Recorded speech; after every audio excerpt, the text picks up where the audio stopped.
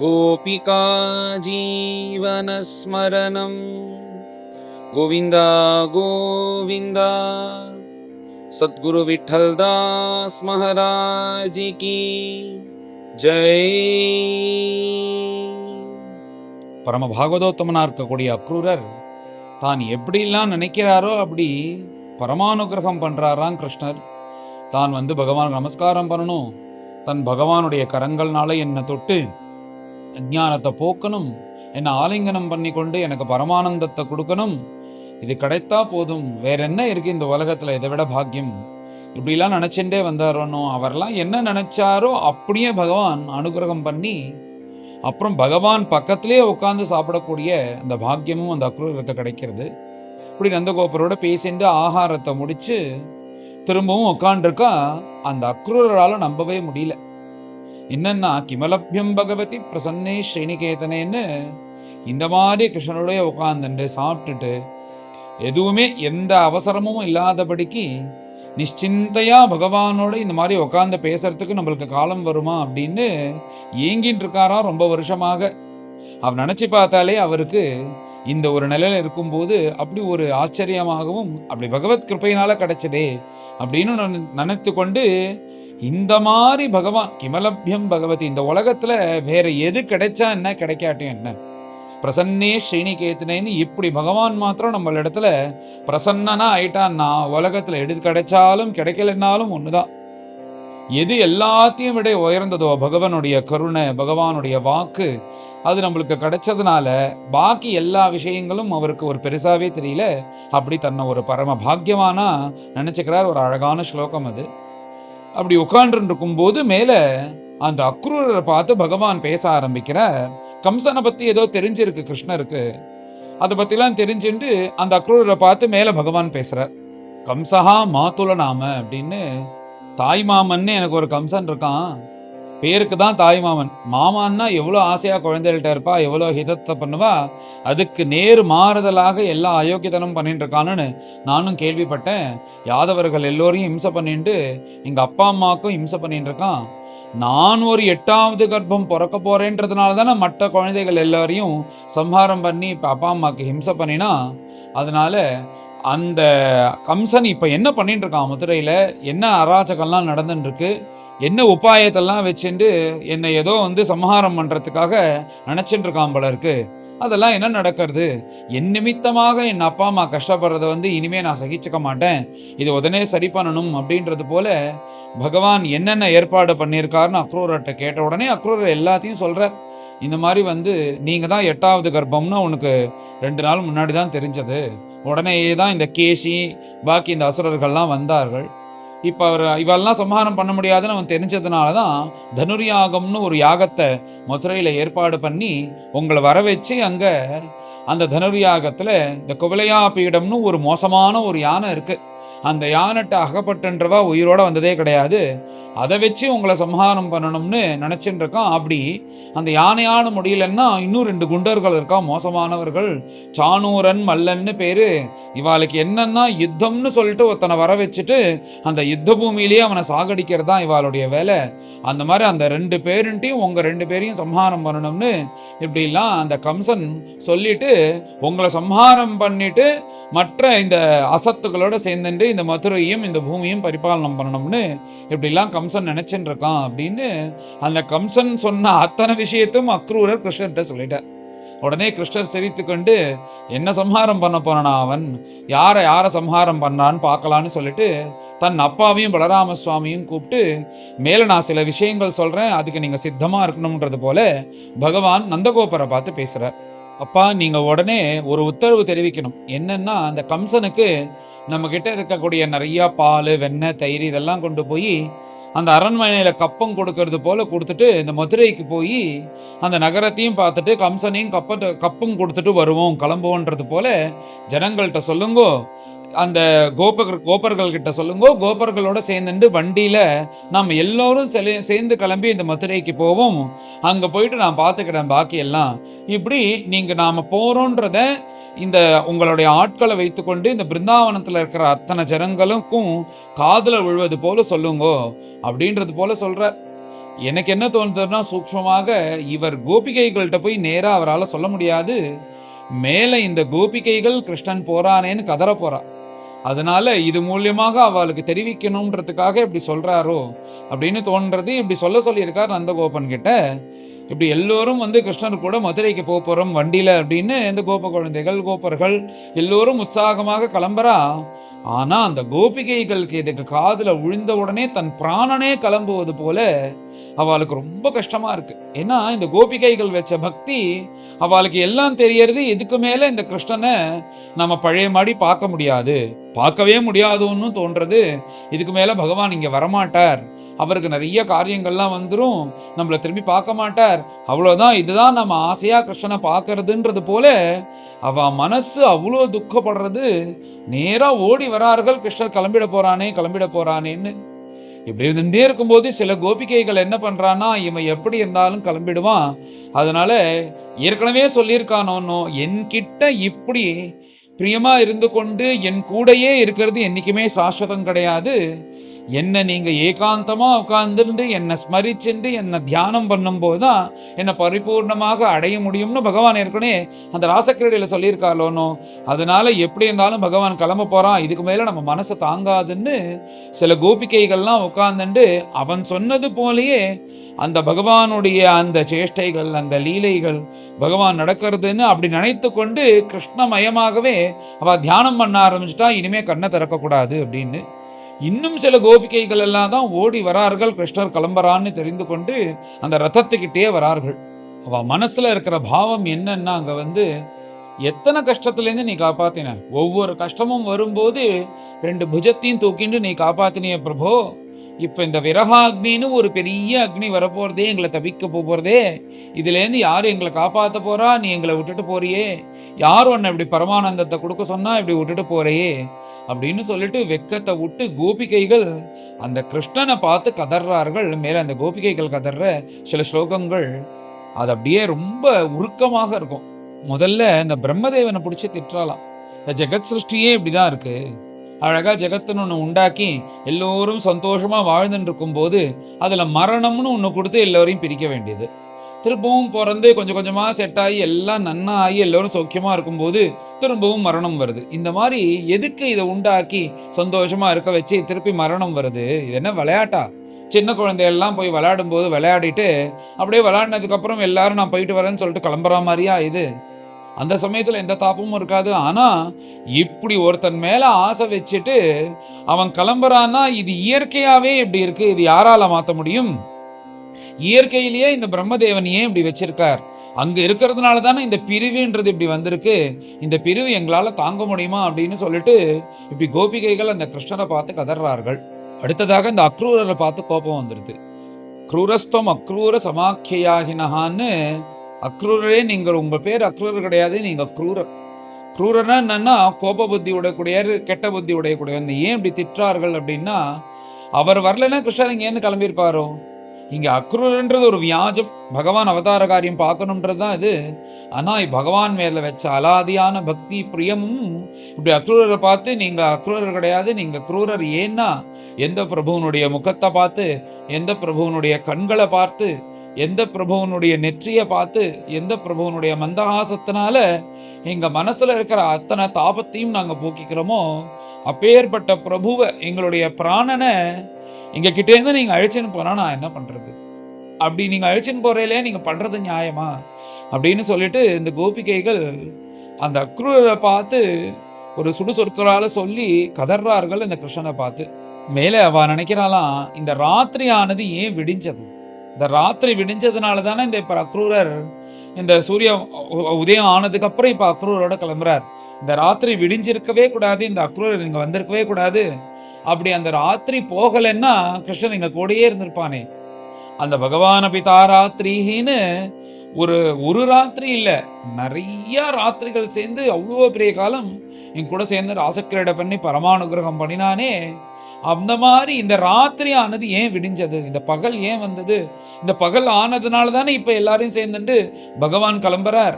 ஆனா எங்களுக்கு தெரியறது ஒண்ணு நிச்சயம், இவெல்லாம் உற்சாகமா போறா, இப்ப இந்த கிருஷ்ணன் போன கிருஷ்ணன் திரும்ப வரமாட்டான், அது எங்களுக்கு நிச்சயமாக தெரியறதான். ஏன்னா கிருஷ்ணனை பத்தி அவ்வளோ ஆழ்ந்த ஒரு விஷயத்த முன்னாடியே சொல்லணும்.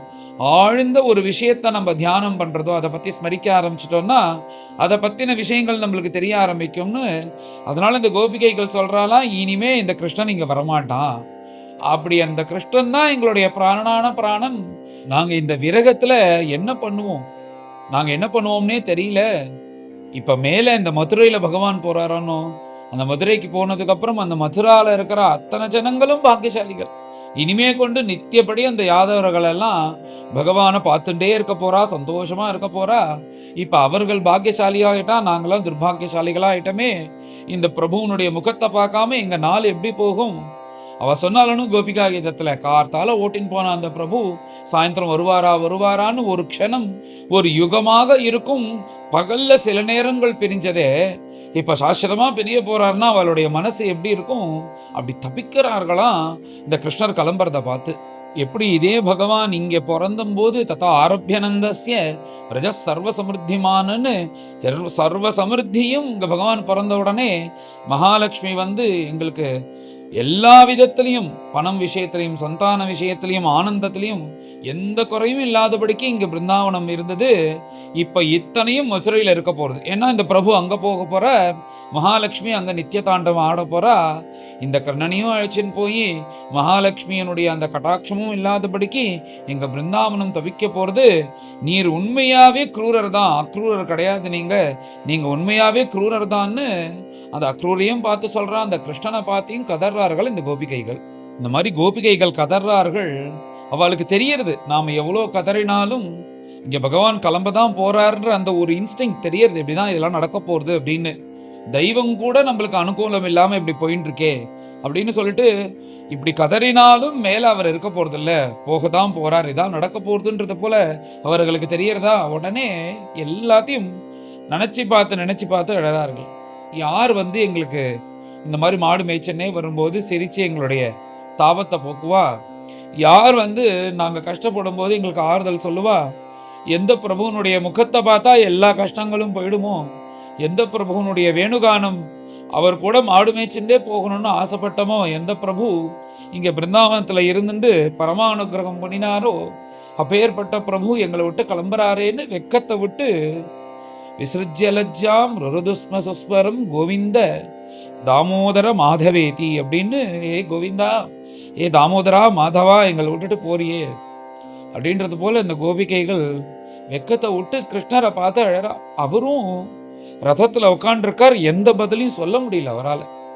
அவருக்கும் வருத்தமா இருக்கு ரொம்ப.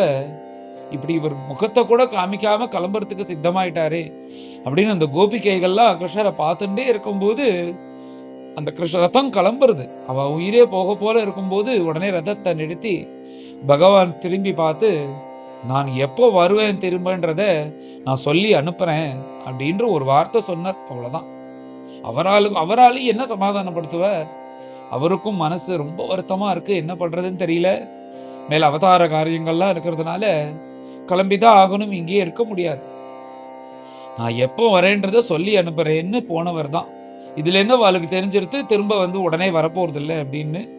அப்படி போயிட்டே இருக்கும்போது பகவான் கடைசியா நம்மளை பார்த்து இந்த வார்த்தையாவது பேசினாரேன்னு சொல்லிட்டு அவளுடைய மனசு துளி சமாதானமாறுது. எப்படியாவது அந்த ரதம் திரும்பி வந்துடாதா, இங்க இருக்க மாட்டாரான்னு பார்த்துட்டே இருக்கும்போது அந்த ரதம் போயிடுது. அப்படியே தன் உயிரே போகிறது போல அந்த ரதம் போயிடுத்து. அந்த புழுதி மண்டலம் ஆகாயத்துல பறக்கிறது. அப்படியே திரும்ப வருவாரான்னு பார்த்துட்டே இருக்கும்போது அந்த புழுதி மண்டலம்லாம் செட்டில் ஆகிடுத்து. அவ்வளோதான், கிளம்பிட்டார் அப்படின்ன உடனே அவளுக்கெல்லாம் அப்படியே மயக்கம் வருவது போல இருக்கு. எப்படியோ தன்னை சமாதானம் படுத்தின்றார்கள் இந்த கோபிகைகள். இந்த மாதிரி கோபிகைகளுடைய நிலை அந்த விரக காஷ்டத்துல இருக்கு. பகவான் ஏற்கனவே ஒரு வார்த்தை சொல்லியிருக்காரோன்னு, என் கூட எப்பொழுதும் இருக்கிறத சாஸ்வதம் கிடையாது. என்னை நினைத்து கொண்டு, என் குணங்களை நினைத்து கொண்டு என்னை தியானம் பண்ணி அப்படி என்னை பார்த்து என்னை அடையிறது தான் இன்னும் சௌக்கியமானது, ஆனந்தத்தை கொடுக்கக்கூடியதுன்னு அந்த பகவானுடைய வார்த்தையை மனசுல கொண்டு போய் எப்போதும் கிருஷ்ணனுடைய ஸ்மரணம்.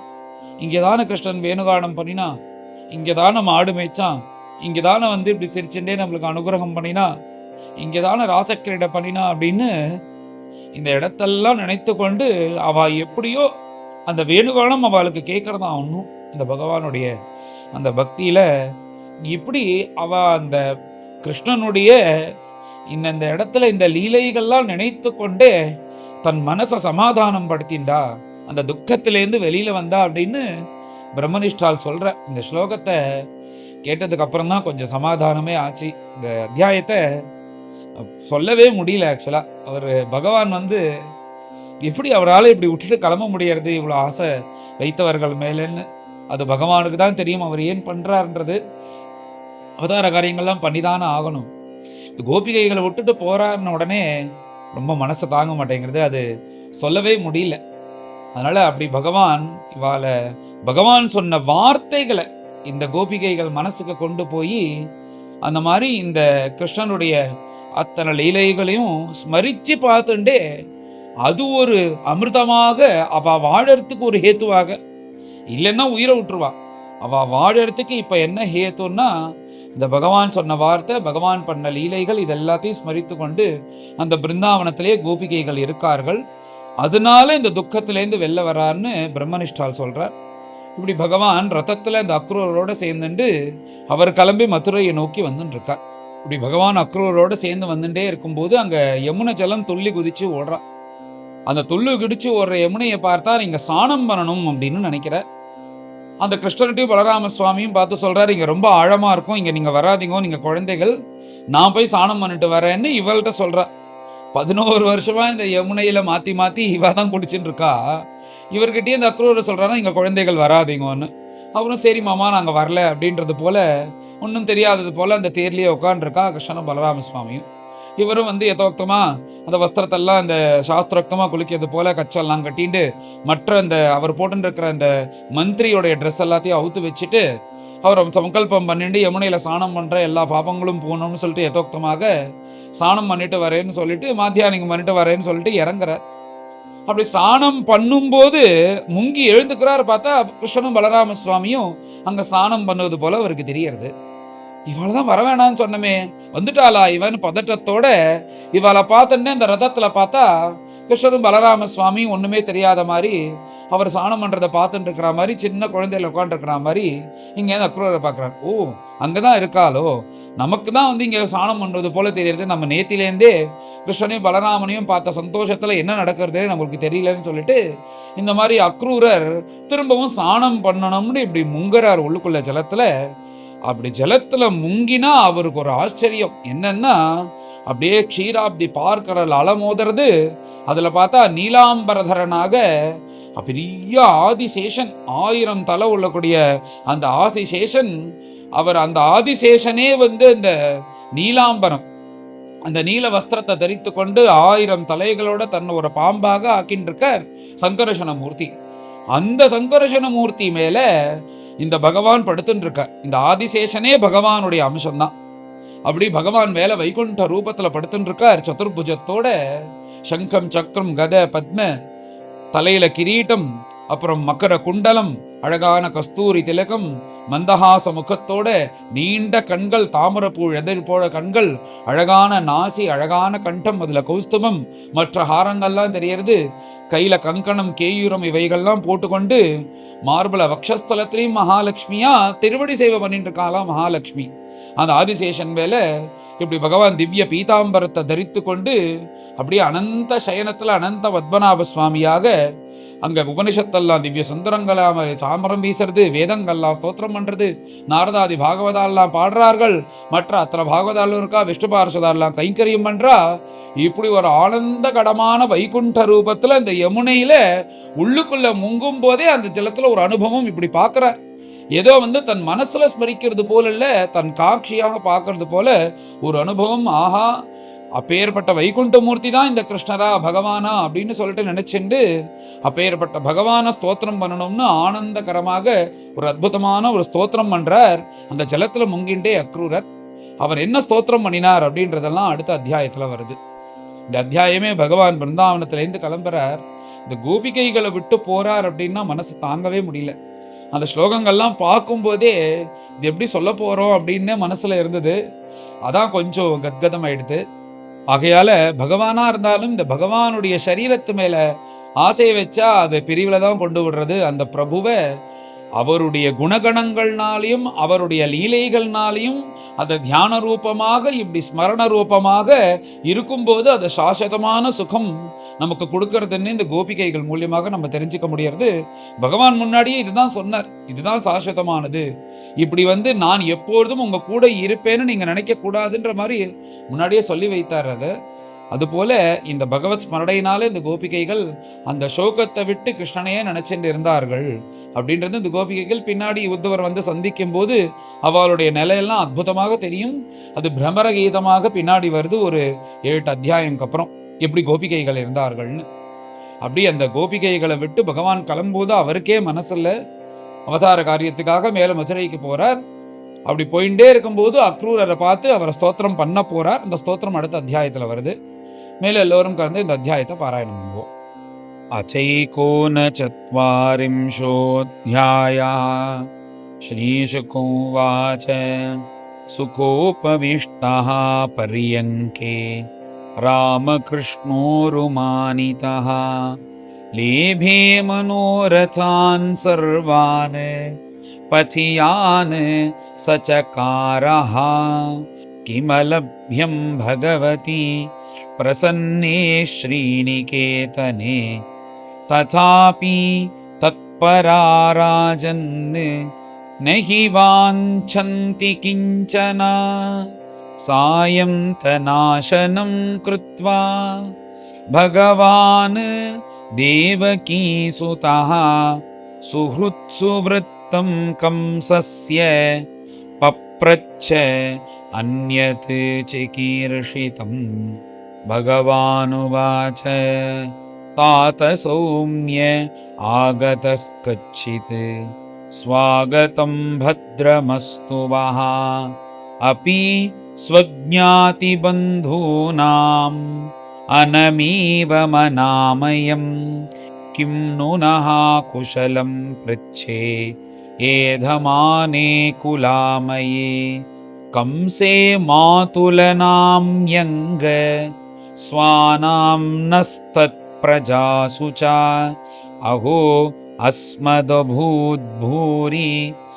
पित्रोः वृजिनमार्ययोः यद्धेतोः पुत्रमरणं यद्धेतोः बन्धनं तयोः दिष्ट्याद्यदर्शनं स्वानां मह्यं वः सौम्यकाङ्क्षितं सञ्जातं वर्ण्यतां तात तवागमनकारणं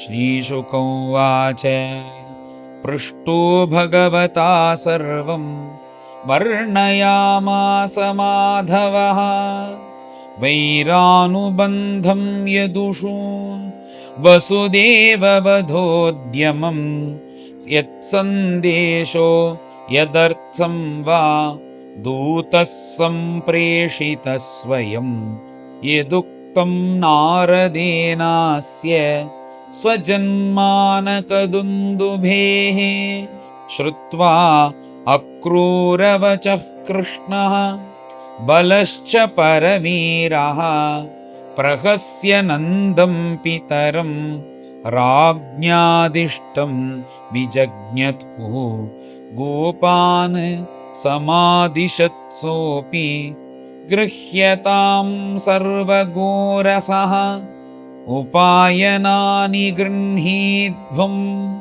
युज्यन्तां शकटानि च यास्यामः श्वः मधुपुरीं दास्यामो नृपतेरसान् द्रक्ष्यामः सुमहत्पर्व यान्ति जानपदाः किल एवमाघोषयत् क्षत्रा नन्दगोपस्वगोकुले गोप्यस्ताः तदुपश्रुत्य बभूवुः व्यथिता भृशं रामकृष्णौ पुरीं नेतुम् अक्रूरं व्रजम् आगतं काश्चित् तद् कृतहृत्ताप श्वासं म्लानमुखश्रियः स्रंसत् दुकूलवलय केशग्रन्थ्यश्च काश्चन अन्याश्च तदनुध्यान निवृत्ताशेषवृत्तयः नाभ्यजानन् इमं लोकम् आत्मलोकं गता इव स्मरन्त्यश्च अपराशौरेः अनुरागस्मितेरिताः हृदि स्पृशः चित्रपदाः गिरः सम्मुहुः स्त्रियः गतिं सुललितां चेष्टां स्निग्धः सावलोकनं शोकापहानि नर्माणि प्रोद्दामचरितानि च चिन्तयन्त्यो मुकुन्दस्य भीता विरहकातराः समेताः सङ्घर्षः प्रोचुः अश्रुमुख्यो अच्युताशयाः गोप्यवोचुः अहो विधातस्तव न क्वचिद्दया संयोज्य मैत्रा प्रणयेन देहिनः तांश्चाकृतार्थान् वियुनङ्क्ष्यपार्थकं विक्रीडितं तेर्भक चेष्टितं यथा यस्त्वं प्रदर्श्य असितकुन्तलावृतं मुकुन्दवक्त्रं सुखपोलमुन्नसं शोकापनोदस्मितलेशसुन्दरं करोषि पारोक्ष्यमसाधु ते कृतं क्रूरस्त्वम् अक्रूरसमाख्ययास्मनः चक्षुर्हि दत्तं हरसे बताज्ञवत् येनैकदेशे अखिलसर्गसौष्ठवं त्वदीयमद्राक्ष्म वयं मधुद्विषः ननन्दसूनुः क्षणभङ्गसौहृदः समीक्षते नः स्वकृतातुराबत विहाय गेहान् स्वजनान् सुतान् पतीन् तद्दास्य मद्धोपगता नवप्रियः सुखं प्रभाता रजनीयमाशिषः सत्या बभूवुः पुरयोषितां ध्रुवम् याः सम्प्रविष्टस्य मुखं व्रजस्पतेः पास्यन्ति अपाङ्गोत्कलितस्मितासवम् तासां मुकुन्दो मधुमञ्जुभाषितैः गृहीतचित्तः परवान्मनस्व्यपि कथं पुनर्नः प्रतियास्यते अबला ग्राम्या सलज्जस्मित विभ्रमैर्भ्रमन् अद्य ध्रुवं तत्र दृशो भविष्यते दाशार्हभोजान्धक वृष्णिसात्वताम् महोत्सवः श्रीरमणं गुणास्पदम् द्रक्ष्यन्ति ये चाध्वनि देवकीसुतं नैतद्विधास्या करुणस्य नामभूत् अक्रूर इत्येतत् अतीव दारुणः योऽसौ अनाश्वास्य सुदुःखितं जनं प्रियात् प्रियं नेष्यति पारमध्वनः अनार्द्रधीरेश समास्थितो रथं तमन्वमी च त्वरयन्ति दुर्मदाः गोपा अनोभिः स्थविरैरुपेक्षितं दैवं च नोद्य प्रतिकूलमीहते निवारयामः समुपेत्य माधवं किं नो करिष्यन् कुलवृद्धबान्धवाः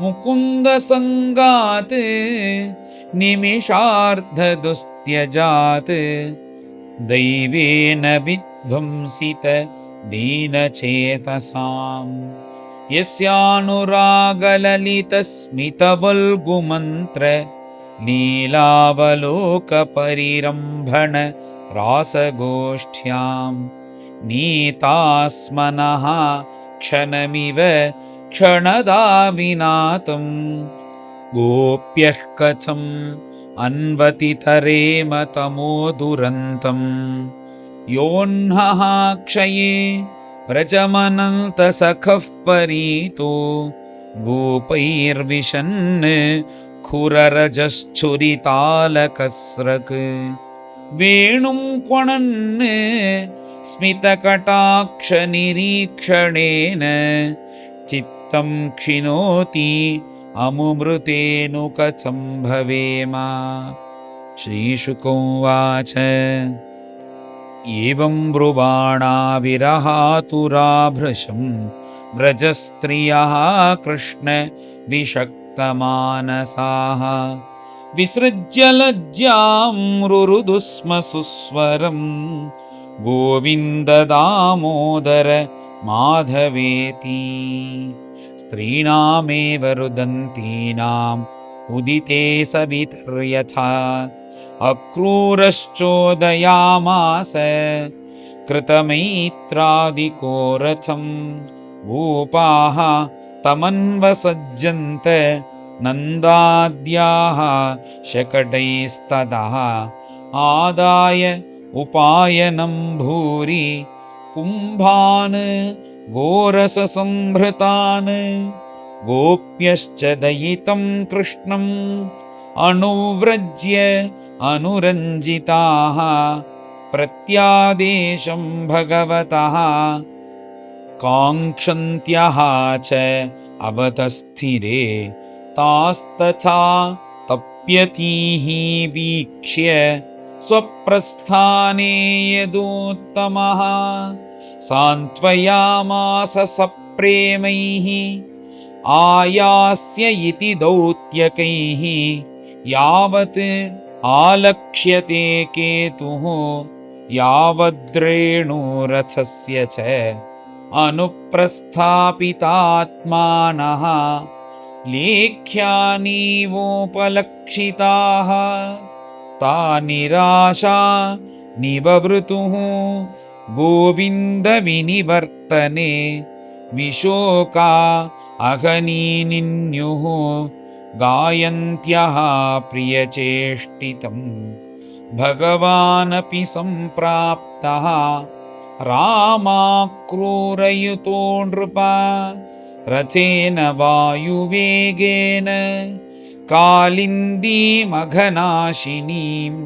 तत्रोपस्पृश्य पानीयं पीत्वा मृष्टं मणिप्रभं वृक्षषण्डमुपव्रज्य स रामो रथमाविशत् अक्रूरस्थो उपामन्त्र्य निवेश्य च रथोपरि कालिन्द्या ह्रदमागत्य स्नानं विधिवत् आचरत् निमज्य तस्मिन् सलिले जपन् ब्रह्म सनातनं तावेव ददृशे अक्रूरः रामकृष्णौ समन्वितौ तौ रथस्थौ कथमिह सुतौ आनकदुन्दुभेः तर्हि स्वित् स्यन्दनेनस्त इति उन्मज्य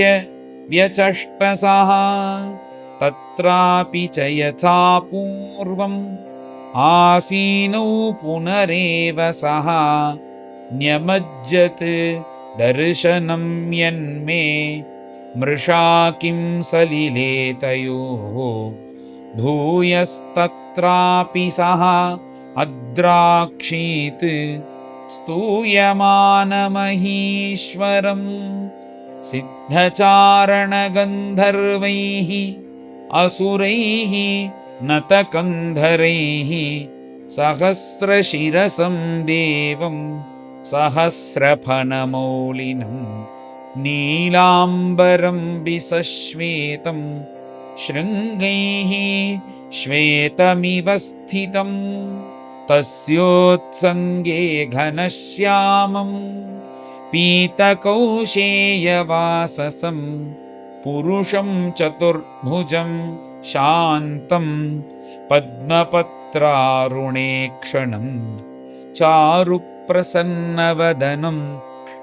चारुहासनिरीक्षणं शुभ्रून्नसं चारुकर्णं सुकपोलारुणाधरं प्रलम्बपीवरभुजं तुङ्गां सोरस्थलश्रियं कम्बुकण्ठं निम्ननाभिं बलिमत्पल्लवोदरं बृहत्कटितटश्रोणि करभोरुद्वयान्वितं चारुजानुयुगं चारु जङ्घायुगलसंयुतं तुङ्गगुल्फारुणनख व्रातधीधितिभिः वृतं नवाङ्गुलि अङ्गुष्ठदलैः विलसत्पादपङ्कजं सुमहार्ह मनिव्रात किरीटकटकाङ्गदैः कटिसूत्रब्रह्मसूत्र हारनूपुरकुण्डलैः भ्राजमानं पद्मकरं शङ्खचक्रगदाधरं श्रीवत्सवक्षसम्भ्राजत् कौस्तुभं वनमालिनं सुनन्दनन्दप्रमुखैः पार्षदैः सनकादिभिः सुरेशैः ब्रह्मरुद्राद्यैः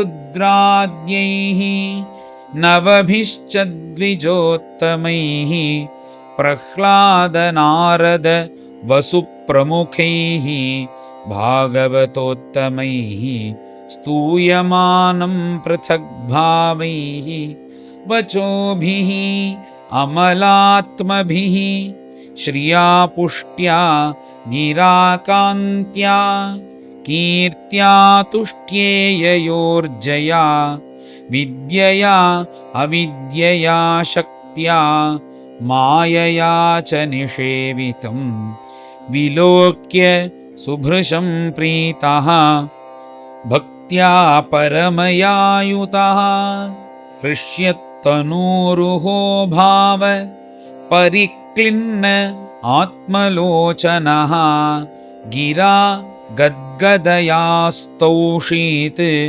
सत्त्वमालम्ब्य सात्वतः प्रणम्य मूर्ध्नावहितः कृताञ्जलिपुटः शनैः।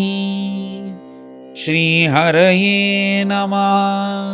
श्रीहरये नमः। श्रीमद्भागवते महापुराणे पारमहंस्यां संहितायां दशमस्कन्धे पूर्वार्धे अक्रूरप्रतियाने 39 गोपिका जीवनस्मरणं गोविन्द गोविन्द। सद्गुरु विठ्ठलदास महाराज की जय।